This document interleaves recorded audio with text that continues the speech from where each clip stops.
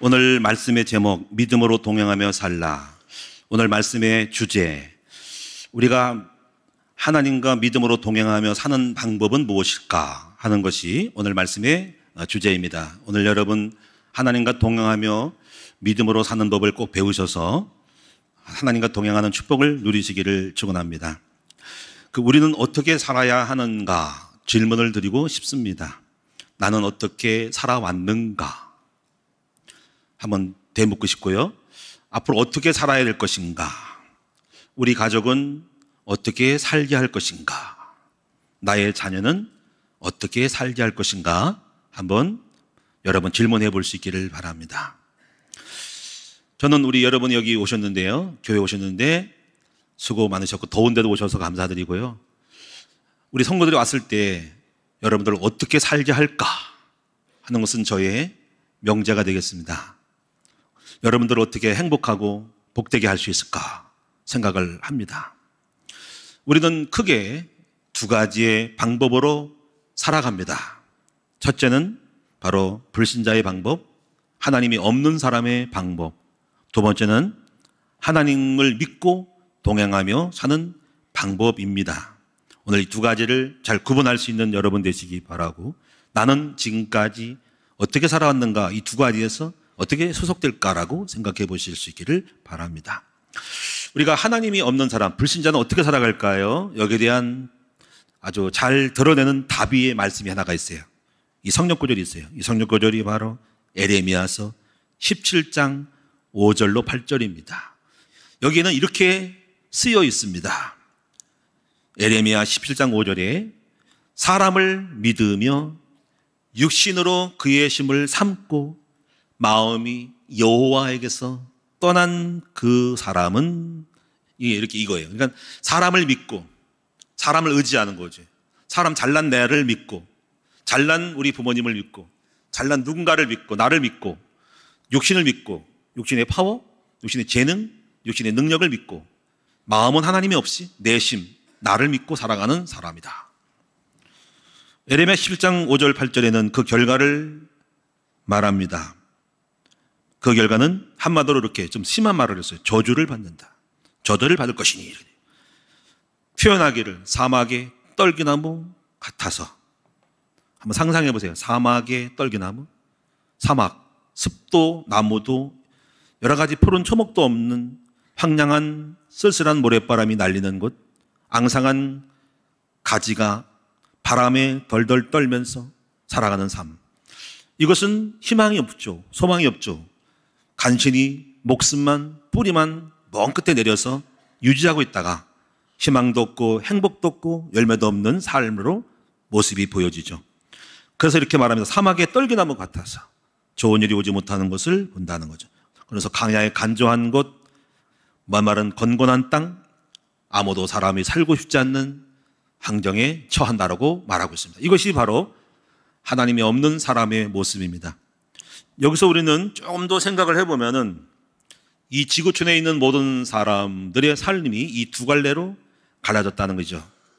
사람을 믿으며, 제가 알기로는 역사적으로 보면은요, 1500년, 600년가량은 물론 세계는 넓어서 다 표현할 수 없겠죠. 주로 이제 서구 쪽으로 보는데, 물론 동양에는 하나님이 없이 나름대로 동양 철학을 가지고 애니미즘이라 그러죠. 세상에 살아가는 세계관이라고 하는데, 이 세계관은 세 가지가 있는데, 첫째는 기독교적 세계관, 두 번째는 하나님이 없이 살아가는 세속적인 무신론적 세계관, 세 번째는 동양적 세계관은 신이 있다고 믿는데 그 잡신을 믿는 정령주의적 애니미즘적 세계관으로 세계관은 세계의 사람들은 삶의 방식을 정합니다. 근데 애니미즘적 동양 철학은 그거는 빼지고 주로 크게 볼 때 사람을 믿으며라고 할 때 역사적으로 이런 게 있었습니다. 기독교적으로 이제 물론 여러 가지 변화가 있었지만은 주로 이제 중세 시대 1500, 1600년까지 해서 이제 하나님을 믿는 믿음으로 많은 사람이 중세 유럽은 좌우를 했어요. 물론 그 사이에 이슬람이 일어났지만 어쨌거나 하나님 안에서 볼 때. 그런데 이제 사람들이 이제 실망을 하기 시작합니다. 하나님을 믿는 사람들이 타락을 하고 종교 지도자들이 교권을 따라서 여러 가지 부패 현상이 나고 권력을 독점하고 이익을 착취했을 때 여러 가지 현상이 일어나는데 그 중에 하나가 물론 공산주의 좀 나중에 일어나고 그 중에 하나가 사람들이 이렇게 생각을 했어요. 이제 하나님이 믿어도 필요가 없겠구나. 그래서 그때 일어난 사상이 이원론이라는 사상이 들고 일어납니다. 이것이 플라톤의 이원론입니다. 여기서 이론론, 이가 있으면 일이 있잖아요. 이론론은 뭐냐면 이렇게 생각해서 그동안에는 바로 하나님 안에 세상은 돌아간다는 거죠. 마치 여러분이 이제 이렇게 제가 보면 이제 주먹이 있어요. 하나님이란 세계에 뚜껑이 있는데 이렇게 인간의 삶의 법칙이 인간의 자연의 법칙, 여러 가지 만유 인력의 법칙들이 돌아가는데 하나님 안에서 이게 돌아가는 거야. 하나님이 개입하고 주권해서 돌아간다는 거지. 그런데 이제 이게 하나님 안에 가로 열고 포함된 가로 닫고가 포함된 거야. 근데 이제 이것이 이원론은 뭐냐면요. 하나님 안에 가로 열고 가로 닫고 이 안에 있는 가로가 빠져나왔어. 그래서 따로가 된 거예요. 이것이 이제 그렇게 하나님 이분법적으로 하나님 인간의 삶으로 분리해 나간 작업이 최초의 그게 플라톤의 이원론 사상입니다. 이것이 고착화 돼서 이제 하나님 따로 신론주의 세상, 하나님 없는 인본주의 세상으로 두 갈래가 갈라지는 거예요. 이것이 바로 일어났던 세계가 중세의 그 르네상스 운동, 계몽주의 운동을 통해서 일어난 겁니다. 인간을 깨우는 거. 인간은 일어나라. 왜 신을 의지하냐 하는 인본주의적 르네상스 계몽주의 운동이 일어나면서 하나님의 영역에서 인간을 분리하고 독립하는 사조가 일어났습니다. 철학가들이 그렇게 사조를 주장을 해가지고 만들어낸 거예요. 이래서 이제 그것이 그때부터 별도가 돼가지고 이제 하나님 세계, 세상의 세계로 갈라지는 세계로 두 갈래로 갈라져가는 세상이 지금까지 이어져 가면서 바로 하나님의 영역이 계속 존재하고 있고 하나님 없는 인간의 세계는 계속 존재하면서 이것이 이제 인본주의로 가면서 하나님 없는 그러한 삶으로 인간은 능력을 발휘해서 계몽시켜서 과학과 산업과 여러 가지 많은 물리적인 문화적인 것을 개발시켜서 인간의 뜻대로 많은 것을 산업과 문명과 문화를 발전시킨 거죠.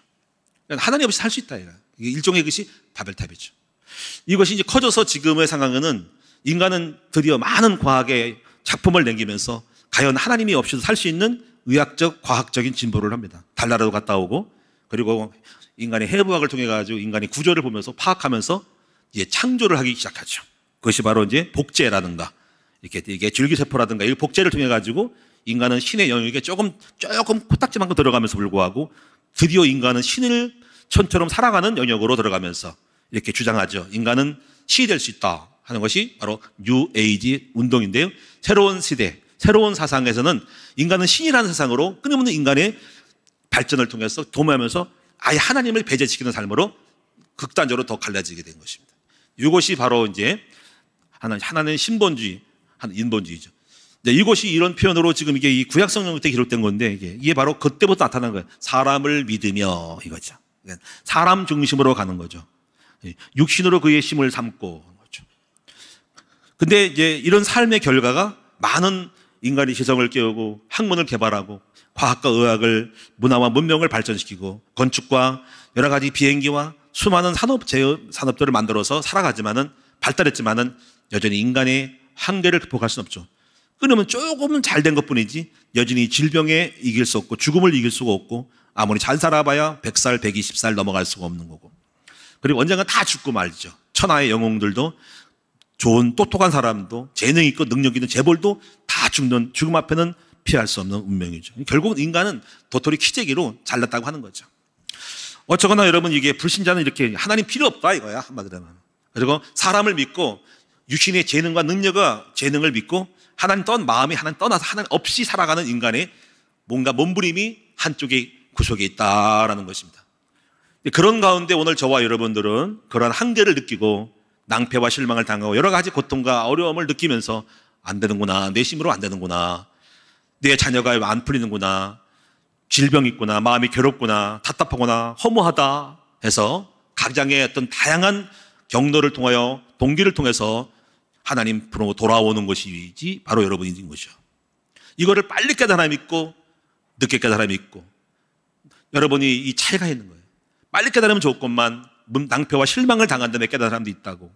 나이가 들어서 50, 60이 돼서 오신 분도 있어요. 허무하다, 외롭다, 살 수 없다, 이렇게 오면서 그때 막 늦게나마 늦가기로 예수 믿는 분도 있지만 하여튼 다양하게 하나님을 필요로 하면서 오시는 것입니다. 그래서 어떻거나 여러분들 우리 인생은 두 갈래의 인생이 있는 건데, 하나는 뭐냐면 바로 불신자가 살아가는 방식이 있고 바로 하나님을 믿는 방식이 있는 거예요. 근데 오늘 여기 계신 분들은 적어도 불신자의 삶은 아니고 하나님과 동행하며 하나님을 믿으며 살아가기로 결심한 사람들이 바로 여러분들이라는 거죠. 그런데 이런 의문이 있죠. 교회를 다니긴 다지만 여러분이 하나님과 하나님을 믿으며 살아가는데 정작 여러분 정말 진짜로 하나님과 동행하며 사는 방법은 모를 수가 있다는 것이 우리의 문제가 되는 것입니다. 그렇죠? 그래서 오늘 여러분 이 문제를 풀고 확실하게 알고 하나님과 동행할 때 그 하나님과 동행하는 의미와 가치와 축복을 받을 수가 있다는 것입니다. 우리가 여러분 부산에 갈 때는 몇 가지 방법으로 갑니다. 어떻게 갈까요? 걸어서 갑니까? 걸어서 못 갑니다. 그러면 자전거 타고 갈까요? 자전거 잘 타면 가겠죠. KTX 타고 갈 수 있고 아마 우리 같으면 자동차 몰고 갈 거예요. 그 정도야 뭐 운전할 수 있죠. 서너 시간 운전하는 것을 그냥 가면 되는 거니까. 조금 피곤하면 휴게소가 쉬면 되고. 근데 만약에 이런 게 있습니다. 부산 가려고 합니다. 또 사람이 큰 부자가 저한테 이렇게 했어요. 제가 비행기가 헬리콥터가 있는데 헬리콥터 안 주니까 헬리콥터 타고 가라 그러더라고요. 이야, 근데 내가 헬리콥터를 타고 가면 빨리 갈 수 있겠죠. 근데 문제가 뭡니까? 저는 헬리콥터를 운전하는 법을 몰라서 그것은 바로 그림의 떡이 되는 거예요. 아마 저 같으면은 만약에 줬으면은 아마 헬리콥터 연습도 하겠죠. 누구한테 조종사 불러가지고 하겠죠. 그리고 헬리콥터를 타고 갈 사람이죠. 하여튼 근데 여러분 우리는 갖다 줘도 그림의 떡이. 근데 일주일밖에 안 돼. 일주일 동안 갔다 오래요. 못해요. 다시 말하면 우리가 하나님과 동행할 때 빨리 갈 수 있고 축복받을 수 있고 행복할 수 있는데 불구하고 정작 헬리콥터를 갖다 줬더니 헬리콥터를 운행하고 조종하는 걸 몰라서 그림의 떡이 되는 거예요. 여러분도 마찬가지로 이와 같이 하나님과 동행하며 가는 길이 엄청 축복인데 불구하고 운전하는 법을 몰라서 하나님과 동행하는 걸 몰라서 여러분이 하나님과 동행을 하지 못하고 자신의 힘으로 살아갈 때 여러분 많은 낭패를 당하는 거예요. 왜 예수 믿어도 안 되네? 예수 믿어도 헛거네? 뭐 기도해도 안 되네? 뭔지 모르겠어? 뭐 교회 가봤는데 도저히 응답이 없어. 때려쳐? 이런 분이 많다는 거지. 그래서 오늘 여러분들이 또 뭐 교회 몇 번 가면 복 받을 것 같은 생각도 들고 좀 헌신했더니 복 받죠. 근데 전혀 아니거든. 그러면 볼 것도 없네 하면서 포기하고 가는 사람도 많다는 것입니다. 그래서 저는 오늘 여러분에게 이게 중요한 거예요. 바로 헬리콥터를 줬으면 헬리콥터를 운전하는 법을 알듯이 하나님과 동행하는 법을 꼭 배우셔야만이 갈 수가 있다는 것입니다. 오늘 이 축복을 주님과 동행하는 법을 꼭 배우시기를 바라고, 그렇다고 해서 하루아침에 배우는 건 아니겠죠. 헬리콥터 갖다 줘도 못할 수도 있습니다. 가르쳐도 못할 수 있고 두려워서 못할 수도 있어요. 그래서 오늘 여러분이 이 과정들을 알고 나는 어디에 시간표라고 했죠. 머물러 있는가를 보시면서 끝까지 포기하지 말고 함께 우리가 하나님과 동행하는 법을 배워서 다 하나님과 동행하는 축복을 누리시는 여러분 될 수 있기를 바랍니다. 저는 이제 예수 믿고 하나님과 동행한 지 이제 46년이 되었어요. 제가 20살 때 예수 믿었으니까 제 나이가 몇 살인지 추측이 되시죠? 46년 동안 하나님과 동행했더니 그때하고 지금하고 결과가 어땠을까요? 뭐 여러분도 알다시피 이렇게 됐어요. 그러면 잘못됐을까요? 잘 됐을까요? 적어도 뭐 비교하면 안 되겠지만 조금은 잘 됐어요. 그러니까 결론을 이렇게 말했어요. 내가 하나님과 동행하는 법을 알았기 때문에 동행의 축복을 누리고 있다는 거죠. 그러니까 뭔가 제가 알고 있다는 거죠. 그래서 여러분에게 증거할 수 있고 지도할 수가 있는 것입니다. 오늘 이 시간 저와 함께 하나님과 동행한 것을 잘 배워서 우리 함께 하나님과 동행하여 저에게 줬던 축복과 또 더 큰 축복들을 함께 누리시는 저와 여러분 될 수 있기를 주님의 이름으로 축원합니다. 그럼 두 번째로, 자, 하나님과 동행하는 것은 뭘까요? 자, 이제 여기서 또 성경 말씀 하나가 있는데 이 말씀이 핵심이게 되겠습니다. 바로 로마서 1장 17절입니다. 복음에는 하나님의 의가 나타났으니 믿음에서 믿음으로 이르게 하나니 오직 의인은 믿음으로 말미암아 살리라 함과 같으니라. 야, 이제 드디어 로마서의 사도 바울이 오직 의인은 믿음으로 말미암아 살리라고 선포를 하고 있습니다. 그렇습니다. 우리는 어떻게 살아야 됩니까? 바로 믿음으로 살아간다. 이것이 바로 하나님과 동행하는 방법이라는 것입니다. 이렇게 말하면 또 여러분이 또 잘 모르겠지요. 뭐가 믿음에 동행하는 거야? 잘 모르겠어요. 아니, 의인은 뭐가 산다? 뭐지 모르겠어. 여기서 하나님의 의가 나타났다는 것은 바로 하나님의 의가 되신 분은 예수님인데 바로 예수님을 통해 가지고 살아가는 바로 언약적 방법으로 살아가는데 그 믿음으로 예수를 믿고 믿음으로 살아가는 거라는 이거를 또 구치 말하면 또 몰라요. 그래서 이렇게 말할게요. 첫째는 뭐냐면요. 하나님과 동행하고 믿음으로 하는 거 믿음은 약속이라는 것을 전제를 하는 거예요. 믿음, 약속. 약속, 믿음. 약속할게 꼭꼭 약속해 하는 거예요. 그래서 우리가 여러분 하나님과 동행하는 거 믿음을 하는 것은 바로 계약을 맺는 거예요. 계약. 이걸 세상 말로는 MOU를 맺는 거예요. MOU. MOU 뭡니까? 메모랜덤 오브 언더스탠딩을 말하는 거예요. 이게 뭐냐면 양해각서를 말해. 근데 이게 성경을 보면은 결혼을 봐도 결혼도 양해각서예요. 서로 남녀가 만나서 서로 살피고 탐색하다가 괜찮네 하면 둘이서 이제 약속을 하는 거지. 나 사랑해? 그래, 사랑해 줄게. 나도 당신, 나 사랑해? 나도 사랑해 줄게. 우리 꼭꼭 한번 죽을 때까지 살아볼까? 하는 것이 양해각서예요. 그러니까 이 둘이 만나서 서로 조사하고 살펴보다가 상황에 따라, 기간에 따라서 탐색하다가 서로 양해각서를 맺고 서로 꼭꼭 약속해서 살아가는 것이 결혼 서약, 결혼 약속, 약속 반지 끼는 겁니다. 이것이 바로 약속 가운데 함께 둘이 동행하기로 믿음으로 서로 신뢰하면서 가는 것이 부부 생활이라 하는 것입니다. 사업의 파트너도 마찬가지죠. 서로 사업의 파트너도 마찬가지고 뭐 하청업자, 원청과 하청이 서로 수주를 하고 공사를 때로 서로 주고받으면서 서로 계약을 맺어서 작성하고 도장 찍고 함께 파트너로 사업을 이루어가는 것이 바로 사업 파트너 계약을 맺는 것입니다. 동맹이라는 것도 그렇죠. 최근에 여러분 이런 거예요. 예를 들면 러시아, 북한의 동맹, 서로 약속.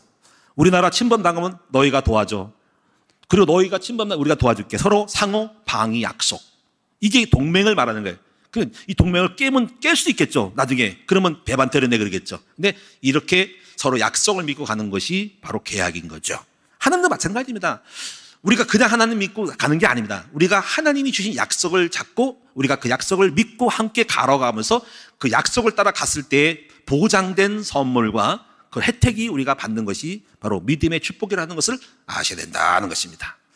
우리나라가 여러분 나토에 가입을 했다. 물론 동양으로 저 서구 유럽의 나토를 가입하기는 모르겠지만 어쨌거나 할 수 있다면 참 좋은 거죠. 왜냐하면 우리가 여기서 누군가의 공격을 당하면 나토 군인 나라들이 전부 우리나라를 도우러오는 협정을 맺었기 때문에 또 마찬가지로 우리도 협정 맺었기 때문에 거기 유럽의 공격은 우리도 가야 됩니다. 이렇게 서로가 서로 상호 방위 조약을 맺는 바로 블록들 공동체가 있다는 것입니다. 그래서 한미일 공동체도 마찬가지로 여기서 한국이 침범당하면 일본도 돕고 미국도 돕는 거죠. 일본 당하면 또 우리 가야 됩니다. 그게 우리가 문제죠. 또 싫어하는 사람들 아니 우리나라 침범당하면 일본이 들어오면 어떡하냐. 옛날 일제시대 생각가지고 노 하잖아요. 이런 것들이 얽혀 있는 거예요. 어쨌거나 이 동맹을 맺을 때는 이렇게 서로 MOU를 맺는다 하는 것입니다. 아마 10월 달에 저희 이제 요셉시대학교도 중국 이해 중세학교와 국제학교와 아마 MOU를 맺을 가능성이 있고요. 서로 서로 협력 양해를 각서를 써서 할 겁니다. 여러 가지가 내용이 있겠죠. 그 내용이 1번, 2번, 3번 있을 거예요.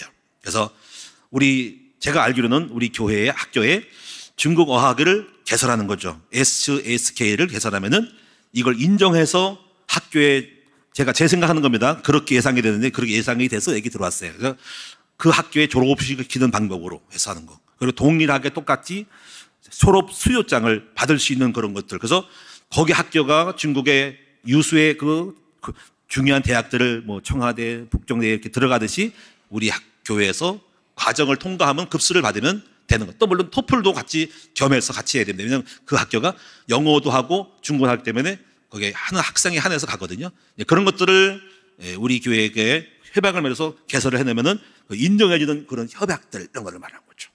그리고 또 예를 들면 이런 것도 제가 예상하는 건데 뭐냐면 중국에 유학을 들어갈 때 우리 교회 학교를 통해서 단기별로 코스를 거서 허브 역할로 해서 뭔가를 서류를 만들거나 여기서 뭔가를 그런 공부를 좀 했을 때 유학에 들어가는 방법도 있다는 그런 아마 조약들을 상세히 살펴보면서 제가 사인할 것인가 아닐 것인가는 10월에 담당자를 가서 서로 협의하고 물어보면서 예스냐 노 할 것인가는 그때 가서 볼 겁니다. 어쨌거나 여러분이 이런 양해각서를 하게 될 예정으로 있다 하면 아시기 바라고. 그래서 이렇게서 파트너십으로 동행을 하게 되겠죠. 깨면 안 되겠죠. 그렇죠? 그렇습니다. 자, 이제 그래서 여러분들은 이제부터 이 약속을 잡아야 하나님과 동행한다 하는 것처럼 그럼 오늘 여러분이 약속에 대해서 한번 구약적으로 살펴보도록 하겠습니다. 약속을 맺은 첫 스타트가 누굴까요? 바로 아담과 하와가 하나님과 맺은 약속이죠. 이 약속을 무슨 약속이라 그래요? 바로 선악과 약속이라는 것. 자, 여러분 이걸 이제 배우셔야 돼요. 약속의 언약에 대해서 배우는 거예요. 여기서 이렇게 있죠. 하나님이 약속을 했죠. 아담과 하와에게 모든 걸 다 먹어라. 내가 만두를 만들어 놓은 내 주인이야. 내가 이 우주의 이 에덴 동산의 모든 건 내 거야. 아담과 하와를 만들고 너랑 나랑 약속하자. 그리고 약속을 걸었죠. 뭡니까 했더니 너는 다 먹어라. 그 대신 동산 중앙에 있는 나무 하나만 먹지 마. 먹으면 죽어. 그것만 안 먹으면 다 오케이야. 다 네 거야. 어때? 그렇게 할래? 그리고 나한테 그렇게 그런 약속을 잡고 하나님께 늘 예배해야 돼. 알겠습니다. 했죠. 근데 그 약속을 하나님 깨트리지 않고 누가 깨트렸습니까? 바로 아담과 하와가 깨트려가지고 언약이 이때 파기된 거예요. 파기. 그래서 그 약속대로 쫓겨난 거예요. 그때부터 인류에게는 죄와 저주가 들어오고 에덴 동산에서 추방당하고 그리고 하나님이 주신 축복을 잃어버리고 저주로 고통이 왔다서 이것이 바로 처음으로 약속의 언약적인 관점에서 파기된 것입니다. 이걸 창세기 3장의 문제라고 하는 것들을 기억하시기 바라고요. 그리고 큰 틀에서 이제 언약을 하나님이 또 맺죠. 그게 바로 아브라함의 언약이죠. 제가 언약적인 걸 설명하려고 지금 말씀드린 거예요. 언약이 뭔지. 자, 여기서 언약의 주체가 있어요. 갑과 을이 있어요.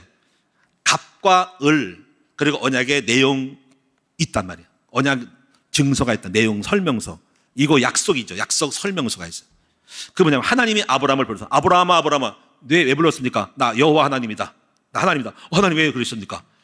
내가 너한테 이런 약속을 걸게. 너는 이 동네를 떠나서 내가 원하는 뜻이 있거든. 메시아가 오게 하려고 이스라엘 땅에 너가 좀 들어가. 그때는 민족이 형성 안 됐을 텐데 너를 통해서 민족을 이뤄가지고 예수가 오게 할 거 생각을 갖고 있어. 자세하게 설명 안 했고 다만 그 가나안 땅만 들어가면 어떨 건데요? 내가 너한테 복을 줄게. 너로 힘이 창대하게 만들고 너로 큰 민족 모래알처럼 많아지게 네 후손을 크게 키워줄게. 너는 민족의 조상이 되고 너로 말미암아 천하 만민이 복받게 해줄게. 어때? 괜찮아? 어떻게 사인해? 어떻게 할 거야? 그거 괜찮아요? 아브라함이 사인했어. 오케이 마음으로 사인했어요. 그래 이제 시작이다 하고 하나님과 아브라함이 동행이 시작됐고 여기는 뭐가 있습니까? 언약과 믿음, 신뢰로 인하여 그 언약적으로 순종을 따라가는 길이 된 거죠. 그래서 아브라함이 약속을 따라서 가나안에 들어가죠. 이것이 순종입니다. 그런데 중간에 고난이 와서 어려움 당해서 그 아브라함이 그 약속의 땅을 떠나죠. 이때 하나님이 열받죠.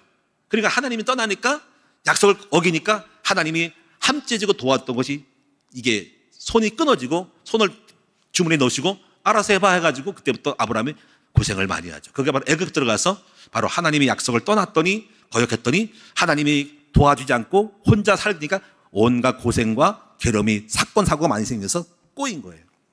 그래서 다시 회개하고 돌아왔더니 다시 왔어요. 이래서 아브라함은 이제 이런 언약의 중요성을 모르고 문제와 사건 따라서 이것이 체질이 안 돼가지고 언약을 파기함으로 왔다 갔다 하면서 고생하고 축복받기도 하면서 왔다리 갔다리 살기도 하고 죽기도 하고 고생하기도 하고 복받기도 하면서 이렇게 어정쩡한 양다리 걸치는 생활을 하게 된 것입니다. 결정적인 언약의 파기는 뭐냐면요.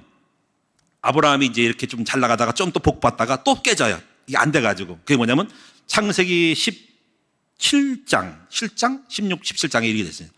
하나님이 이렇게 약속했습니다. 너는 이제 75세 아기가 결혼했는데 아기가 없어가지고 반드시 너한테 아기를 줄 거야. 때가 되면 줄 거야. 했더니 언제 줄 거예요?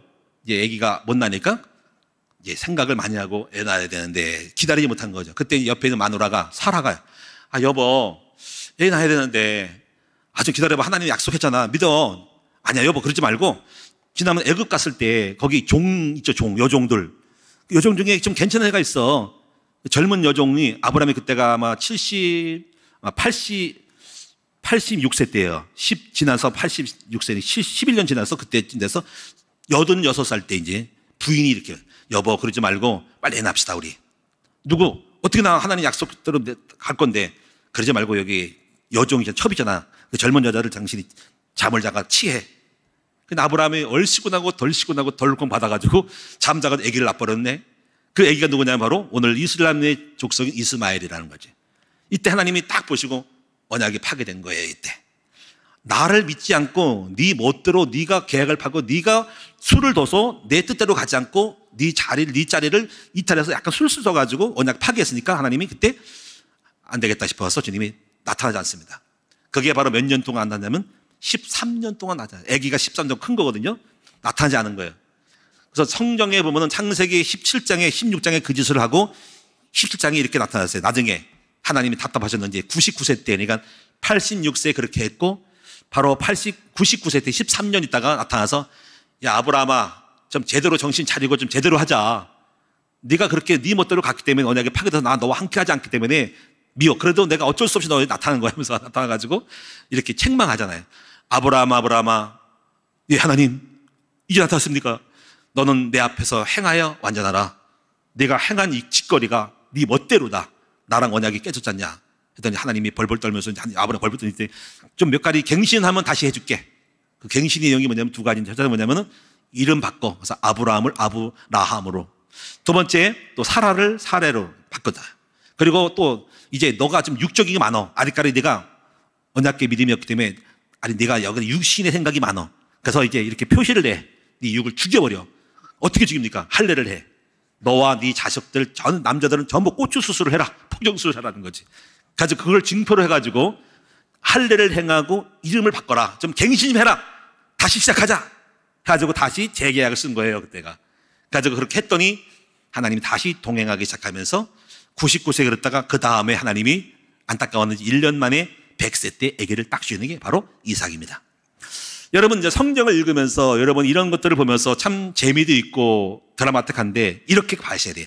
언약적 관점에서 왔다리 갔다리 하는 거라는 거죠. 언약에 대한 믿음과 언약을 어김과 불신앙과 신앙과 불신앙의 차이 속에서 그런 관점에서 그 삶이 이렇게 바꾸고 이렇게 변동되는 걸 알아야 된다는 거죠. 이걸 알아야 성경이 이해가 되고 재미가 있어요. 자, 그런데 여러분 결국 이제 그래서 이렇게 아브라함을 통해서 갔다가 아브라함, 이삭을, 야곱을 낳고 민족이 번성했단 말이야. 그래가지고 이스라엘 민족이 70명이 나중에 애굽에 들어가서 200만 명이 됐단 말이야. 하나님이 200만 명을 끌어들이고 다시 또 언약을 민족적인 큰 언약을 하나 맺습니다. 그 언약이 바로 뭐냐면 바로 신에서 언약이에요. 신에서 언약. 출애굽기 20장에 있어요. 그래서 하나님이 모세를 통해서 야 모세야 이제 언약 맺자. 그래서 백성은 밑에 산 밑에 있고 너 혼자만 올라와. 계약의 테이블에 앉히는 거야. 막 지진과 번개가 뻥뻥 치는 거야. 산에서. 하나님은 하늘에 계시지만 산에 내려오셔서 시내에서 내려가지고 모세야 하나님 여기 있습니다. 나랑 언약 맺자 해가지고 언약 맺는데 그게 바로 십계명이에요. 십계명. 그래서 법을 세 개를 줍니다. 하나는 도덕법, 십계명, 사회법, 사회 여러 가지 제도법, 그리고 제사법. 이 세 가지 법을 체결을 하시면서 가장 그 중에서 기본이 되는 법은 바로 십계명입니다. 그리고 그 외에는 나머지는 이렇게 여러 가지 조례로 여러 가지 상세한 세칙으로 딱 깔아준 거예요. 하여튼 중요한 거는 십계명이에요. 그 십계명이 이렇게 하는 거. 나 외에 다른 신을 섬기지 마라. 우상 섬기면 죽어. 3세가 망할 거야. 오케이? 허락해? 알겠습니다. 그리고 안식일마다 예배 드려. 오케이? 알겠습니다. 여호와 이름 막내지 말고 지켜? 알겠습니다. 네 부모를 공경해야 돼. 살아나면 안 돼. 죽어. 도둑질하지 말어. 죽어. 남의 걸 탐내지 말어. 죽어.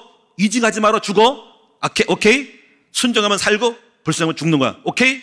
이게 바로 하나님이 이스라엘 민족과 모세를 통해 맺은 이것이 신의 산 언약이라 그런 겁니다. 그래서 언약을 잘 지키면 이제 복을 받고 지킨 사람이 왕이 있으면 복 받는데 결국은 이스라엘의 결과가 문제예요. 언약을 또 못 지켰어. 이 백성이 항상 이 거역을 하는 거야. 그래가지고 지금 여기 구약까지 간 거예요. 결국 이스라엘 민족은 망합니다.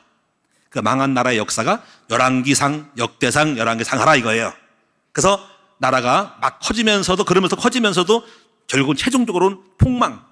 나라가 쪼개지고 이스라엘 민족이 없어지죠. 그래서 여러분 이스라엘 민족이 이제 두 나라로 갈라지는데 하나는 북이스라엘 주전 720년에 아수리아에게 망하고 그 다음에 나머지 한 나라가 남쪽에 남았는데 남유다. 이 나라는 또 아수르가 일어났다가 또 그만하니까 바벨론이 켜서 세웠는데 바벨론 나라에게 주전 587년 6년경에 나라에 침공을 당해서 마지막 시드기야 왕이 두 놈 뽑아 죽어가면서 나라가 완전히 폭망해버렸죠. 자, 이제 이렇게 이 구약이 끝난 거예요, 이것이. 결국은 뭡니까? 우리 인간은 결국 이겁니다. 인간은 율법을, 계약을 줘도 지킬 수가 없는 인간이라는 겁니다. 자, 이것이 신문기에서 더 이상 할 말이 없어. 끝났어. 답이 없어. 하나님과 동행하지 않아 이제. 근데 하나님이 딱 보실 때 여러분 보세요. 내가 자식을 낳았는데 엄마 아빠 말을 안 듣고 다 망하게 생겼어. 그럼 엄마가 그래 끝내자. 너 죽어라 이놈아. 그럴 부모가 없어. 그래서 하나님이 안타까워가지고 저 인간들 어떻게 살릴까 하다가 하나님의 방법으로 새로운 방법을 써서 우리를 살릴 길을 주시죠. 바로 그 길이 뭡니까? 바로 이것을 가르쳐서 새 언약이라 그러는 것입니다. 그래서 이렇게 딱 하는 구언약, 새 언약. 구약과 신약으로 갈라집니다. 구약은 뭡니까?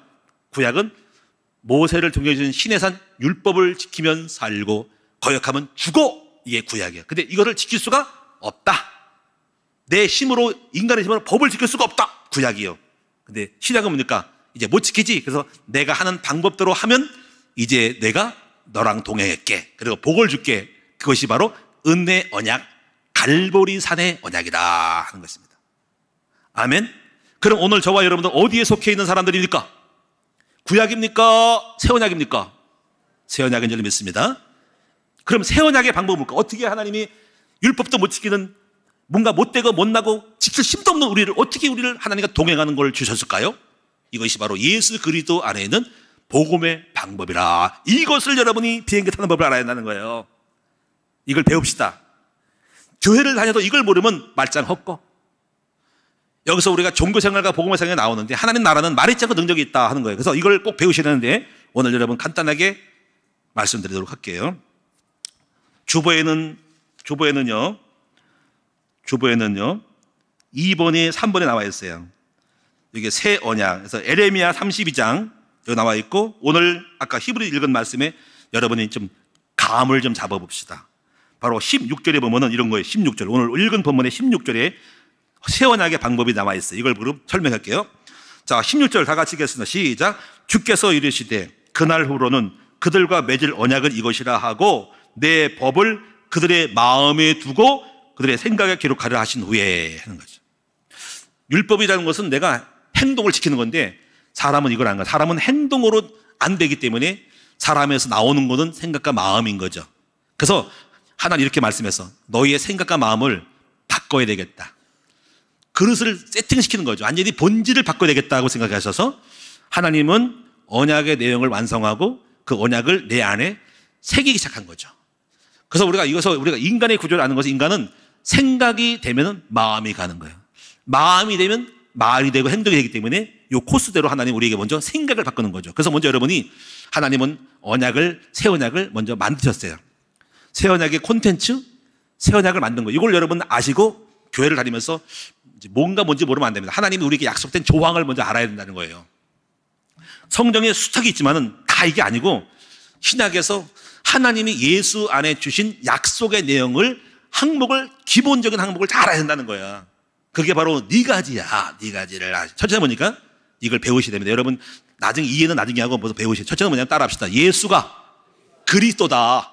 요거의 첫 번째 항목이에요. 요거를 깨달으면 여러분이 하나님의 콘텐츠 언약이 들어간 거예요. 그리고 방법은 나중에 얘기하고, 두 번째는 뭐냐면요, 하나님께서 신자에게 주신 신분과 건세의 축복, 이 축복을 여러분의 생각 관계없이 마음속에 받고 마음속에 누려야 되는 거예요. 생각에 각인돼야 돼. 세 번째가 뭐냐면요, 따라합시다. 예수만 바라보고 닮자. 오직 예수만 바라보는 거야. 네 번째가 뭐냐면요, 따라합시다. 나는 하나님의 영광과 주의 나라를 위해서 살아갈 전도자다. 이렇게 여러분이 처음부터 언약을 잡아야 되는 거예요. 이것이 하나님이 우리에게 새롭게 주신 언약의 약속 콘텐츠예요. 이걸 믿음으로 여러분이 하는데, 이걸 하는 게 아니고 이 마음을 마음속에, 생각 속에 집어넣으라는 거야. 아멘. 지금 얘가 가난하고 부자도 아니고 성품도 이상하고 좀 이상하게 부부싸움도 하고 싸가지가 없고 좀 나빠도 일단 여러분 마음과 생각이 그렇게 생각하라는 거야. 그래서 생각은 새기는 거야. 여러분 새길 때 어떻게 새깁니까? 여러분 보세요. 도장 새길 때 어떻게 새겨요? 도장 기계로 가져다, 요새 기계 파잖아. 딱 도장집에 지면은 이름 뭐예요? 종이에 써가지고 홍길동 하는 홍길동 해서 기계 컴퓨터 집어넣고 기계 돌리면은 도장 딱 나무 막대기 묶어가지고 돌아가면 쫙 해가지고 계속 한 번, 두 번 파다가 새기가 쏙쏙 나오잖아. 그러니까 새기는 거 뭐냐면 생각 속에 말씀을 계속적으로 집어넣는 거야. 여러분의 생각 그냥 관계없이 여러분 머리를 바꿔주는 거야. 이렇게 돼야 됩니다, 여러분 속에.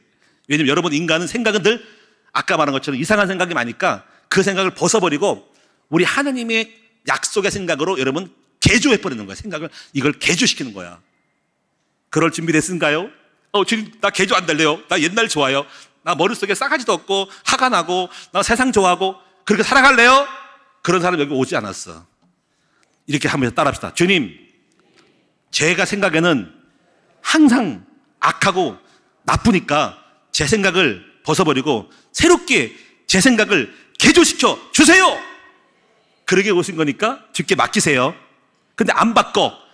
노 내 생각대로 갈 거예요. 그러면 주님도 못해. 그리고 안 받고 나서 또 교회에 와서 복 받고 싶을 때 안 돼요. 여러분 개조해야 돼요. 그래서 이거를 제가 이렇게 말씀드린 것은 이런 코스를 알고 한번 잘 정리하고 생각합시다. 5가지 코스 있어. 이것이 언약을 잡는 시간표라는 거야. 자, 한번 처음에 뭐냐면 언약을 사상화시켜요. 따라합시다. 언약을 사상화하자. 이 사상화하는 작업은 교회에서 계속 예배드리면서 아까 콘텐츠 있죠? 그 4가지를 계속 집어넣어줘야 되는 거예요. 이해하고 깨달으면 일단 내가 그렇게 생각을 해. 예수 믿고 하나님 자녀라면 자녀라고 생각을 해. 할렐루야. 나는 예수가 나의 죄를 죽었다면 죽었다고 생각을 해. 난 하나님의 자녀야. 그렇게 하면 아멘 하라고. 할렐루야. 이것이 근거없기 아니라 예수께서 이미 십자가 죽으시고 부활함으로 다 이루신 거야. 그래서 예수님은 바로 우리에게 이 콘텐츠를 만들기 위해서 십자가에 죽으시고 부활함으로써 결국은 근거 있는 언약적 약속을 다 이뤄놨어요. 그래서 주님 돌아가실 때 요한복음 18장에 보면은 21절 보면 이렇게 다 이루었다 하신 거예요. 주님이 이미 콘텐츠를 끝냈어요. 그리고 여러분 이제부터 복음만 받으면 돼요. 그래서 저는 이렇게 믿어요. 제가 처음으로 죄인 되었을 때 제가 아직도 싸가지가 없고 남하고 미워하고 싸울 때도 그때가 로마서 5장 8절에 너희가 아직 죄인 되었을 때 예수께서 나를 위해 죽으심으로 사망에서 생명으로 옮겨버렸대요. 믿냐? 나 같은 인간이? 나 생각이 안 되는데 난 죄인인데요? 생각하지 마라. 그렇게 됐대. 아멘? 믿고 받아들이는 것이 영접인 거죠. 그래서 그 순간 제가 많고 싸가지 없고 여전히 세상적으로 술도 먹고 담배를 먹어도 나는 죄인이 아니라 의인 되는 축복을 주신 거예요. 이것이 믿음인 거예요. 아멘. 이게 은혜입니다. 어떻게 나 같은 인간이? 그게 은혜라니까요. 이걸 받아들이는 것이 믿음이라는 거죠. 나는 믿음으로서 제가 초창 예수 믿을 때 그렇게 믿어서 제가요 여전히 행동은 죄인이고 이상한데 주님 말씀하기를 의인으로 칭해 주셨어요. 난 여전히 이상한데 주님의 자녀로 나를 세팅시켜 주세요. 난 이상한데 이렇게 생각. 나는 주님이 내 안에 계심을 믿었어요. 나는 주님이 복받을 사람으로 나를 믿었어요. 이렇게 생각이 바뀌었어요. 그리고 여전히 나는 행동 이상한데 누림이 왔어요. 마음속에 기뻤어요. 여전히 또 뭔가 또 이상한 짓을 하는데 싸우기도 하고 막 그러고 술도 먹고 싶은데 내 마음은 여전히 주님의 자녀고 복받을 것 같은 거예요. 할렐루야. 이게 주님의 방법이에요. 그래서 이것이 첫 번째로 계속 새기는 작업이 들어가는데 그래서 여러분이 교회 오셔가지고 설교를 듣고 이런 말씀을 들을 때 한번 새겨진 거예요. 그러면 또 여러분 또 목사님 또 그 얘기하네? 그러면 똑같은 얘기하네? 똑같은 게 아니에요. 새기고 있는 거야. 전지학 훈련 있죠? 훈련해서 또 이상하게 바꿔서 또 말하네? 또 새긴 거야. 그래서 여러분 어느 날 지나고 보니까 결국은 나는 죄가 없는 의인이요. 예수가 나의 구세주요. 예수는 유일하신 구세주요. 난 하나님의 자녀요. 난 복받을 것 같아. 이게 들어가 버렸네? 할렐루야. 그리고 여러분이 마인드가 바뀌는 거야. 그래서 두 번째 단계가 뭐냐면 따라합시다. 사상화에서 누림이 되는 거라는 거. 이것이 사상은 생각이고 누림은 마음인 거예요. 이제 되는 거야, 이제. 생각과 마음이 바뀌면 다 되는 거거든요. 그러면 이제 이 생각과 마음이 바뀌어서 이제 마음은 되고 여전히 삶은 아닌 거야. 세 번째가 뭐냐면 따라합시다. 현장에서 대단하는 거지. 그래서 생각이 바뀌고 마음 바뀌면 현장이 바뀌는 거예요. 현장에 바뀌는 건 잠깐 어려워. 약간 세, 이거는. 왜냐면 현장에서 상황에 적용을 하는 거거든요. 그 믿음대로 누군가 어떤 사람의 와이프가 야, 너는 죽을 놈이야. 그러면 내 생각이 마음이 내가 안 죽어. 나는 하나님이 나를 자녀로 하면서 그런 말 하지 말어. 난 주님 백성이야. 이렇게 누군가 말해도 내 마음은 그걸 상황에서 그런 축복으로 현장으로 그렇게 만들어가는 거죠. 실제로 그렇게 행동하는 거고.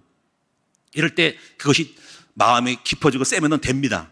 그래서 이게 세 가지가 바뀌어서 세 가지. 첫째는 생각, 사상, 마음에 기뻐, 누려. 여전히 지금 안 되고 있어. 근데 오늘날 현장에서 뭔가 믿음대로 살아갈 때, 될 때, 오늘날 말, 신앙 고백, 또 그렇게 어떤 상황에서 믿음을 보였을 때 축복을 받는 사람이 됐을 때 그때 주님이 보시고 그 믿음으로 역사하는 것이죠. 그래서 제일 중요한 것이 현장에서 안 돼요. 현장에 되는 사람들은 또 시간 되면 됩니다. 그 다음에 네 번째가 뭐냐면, 네 번째는요, 이제 체질이야, 체질. 체질은 뭐냐면요, 체질은 뭐냐면 지금, 우리 부인에게는 되고 또는 어떤 자식에게 되는데 교회 갔더니 이상한 사람한테는 또 안 돼. 또 회사 갔더니 또 그 사람한테는 또 안 나와. 그러면 회사에서 이상한 사람에게도 여전히 복음적인 삶의 마인드가 적용되고 같이 가는 것이 바로 체질이라는 거야, 체질. 체질, 운전 체질. 여러분, 도로가 좋은 데 가도 비포장도로 가고, 여러분, 외국 가도 운전할 수 있고, 다양한 환경에도 비가 와도 운전 잘하고, 이게 체질돼가지고 운전을 잘하는 적응력이 생기는 것이 체질입니다. 이럴 때 상황에 적응을 잘할 때 체질되는 거죠. 그리고 마지막 다섯 번째는 이것이 오늘도 되고 10년, 20년 늙어도 되고 나중에 나이가 들어도 되고 지속적으로 끝까지 갈 때 이거를 지속이 된다 하는 겁니다. 이러면 계속 응답을 받는 것입니다. 그럼 응답이 언제 오냐면요, 응답은 이렇게 하나님의 약속을 대로 언약을 마음에 누릴 때, 행동할 때, 그때 거기서 선물을 받아요. 은혜 안에 믿음에 고백할 때 뭔가 하나를 풀어줘. 뭐 집을 사든지 자식이 성공하든지 뭔가 잘 되든지 형통하든지 병이 고치든지 해서 이상하게 보너스를 받아. 이게 바로 그렇게 뭔가 믿음으로 살아갈 때 하나씩 하나님 되어지면서 성령 인도 받는 걸 배우면서 재미가 있어져. 그래서 계속 성령 인도를 받고 따라가면서 결국은 오늘 내가 사랑도 하게 되고 축복도 하게 되고 이러니까 결국은 우리가 말씀대로 순종한 사람이 되네. 그냥 구약에는 내가 그렇게 해도 안 되는 것을 주님이 나와 함께 이렇게 돼서 구약의 방법이 내 안에 주님이 복음의 방법으로 되어지기 시작하는 거예요. 그래서 결국은 우리 주님의 방법이 성공한 거예요. 그래서 구약에는 축복받은 사람이 많이 없는데 신약에는 이렇게 누구나 다 복음 안에 있으면 다 잘되는 보편적인 역사가 일어나는 것이 복음의 방법입니다. 신랑, 이것이 바로 하나님의 나라예요. 이것이. 오늘 여러분 제가 이렇게 말씀드렸는데 앞으로 여러분 우리 전지학에 들어오셔서 이런 과정들을 설명할 것이고 여러분 이제 시간표를 잘 보면서 제가 볼 때 어디가 안 됐는지 아마 사상이 안 된 사람들은요, 여러분 그 전지학에 좀 들어오세요. 전도자학교 좀 입학하시고 내년도 1월 달에 1대 훈련 들어오셔서 이 언약의 콘텐츠를 좀 받으시고 또 여러분이 전지학을 졸업하고 해서도 졸업하고 되는 게 아니에요. 실제로 돼야 되기 때문에 제가 볼 때 아직 안 된 사람들은 다시 재입학. 아예 목사님 뭐 그렇게 재입학하시나고. 아니라니까요. 들었다고 졸업한다고 된 게 아니니까 실제로 돼야 한다니까. 이거 신앙생활은요 이거예요. 이런 말이에요. 하나님 나라는 말에 제가 능력이 있어요. 여러분 안 바뀌면 안 됩니다. 오늘 여러분도 마찬가지로 이렇게 생각하지 마세요. 내가 이제 이렇게 더운데도 불구하고 교회를 나왔으니 복 주겠지. 물론 주님이 기뻐하시겠지만 더 깊이 들어가야 돼. 여러분이 바뀌셔야 된다고. 내가 봉사하고 헌금했으니 복 주겠지. 아니, 여러분이 실제로 주님이 임재가 있고 주님의 신앙 고백을 해야 돼. 안 그렇고 행위로서 결과를 얻는 것은 종교생활인 거예요. 그렇게 배우면 안 됩니다. 되어지게 만들어야 돼. 잠깐이 아니라 실제로 내가 바뀌어서 주님이 나와 함께하는 사람이 될 때 동행하면서 축복이 계속 연타로 계속 홈런 때리고 가는 겁니다. 오늘 여러분 이제 이런 내용들이 여러분 뭐 이렇게 초신자분들은 잘 이해할 수 없어도 제가 오늘 여러분에게 아웃라인을 그림을 그려줬기 때문에 꼭 기억하시고, 중요한 건 뭐니까 언약적으로 하나님과 동행하며 하는 거다. 그 언약의 내용이 중요하다. 내용과 함께 사상화, 놀이마, 현장화, 체질화 지속이 될 때, 그리고 이 시간표가 될 수 있고 안 될 수 있는 사람이 때 나의 시간표를 바라보고 이걸 극복해 나가야 된다는 것이죠. 저 같은 경우는 사상이 됐고 누림이 됐고 현장이 됐고 체질됐고 앞으로는 지속은 남아있기 때문에 되기 때문에 가는 겁니다. 우리 함께 하나님과 동행하여 헬리콥터 타는 배우를 배워서 비행기 타고 날아갑시다. 할렐루야! 우리 기도하겠습니다. 하나님 고맙고 감사합니다. 하나님과 동행하는 사람, 하나님의 약속을 붙잡은 사람, 하나님을 믿는 믿음의 사람이 되어서 주님의 방법으로 새 언약의 성취자가 되게 하옵소서. 기도가 왜 필요할까? 이 은혜의 보좌 앞에 나아가기 위해서 성령님들 받는 것이 너무 중요합니다. 범사의 주를 인정하고 범사의 언어의 신앙 고백을 잘하고 문제와 사건 만들 때 주님이 나를 달아보실 때 이제 믿음이 됐구나, 언약이 내 안에 있구나 라는 것이 발견될 때 그 믿음을 보시고 보너스, 선물, 응답의 문들을 여시는 것을 봅니다. 이런 말씀들이 신앙의 생활에 눈이 열려지게 하시고 자기를 발견하게 하여 주옵소서. 예수님의 이름으로 축복하며 기도합니다. 아멘. 찬송하겠습니다.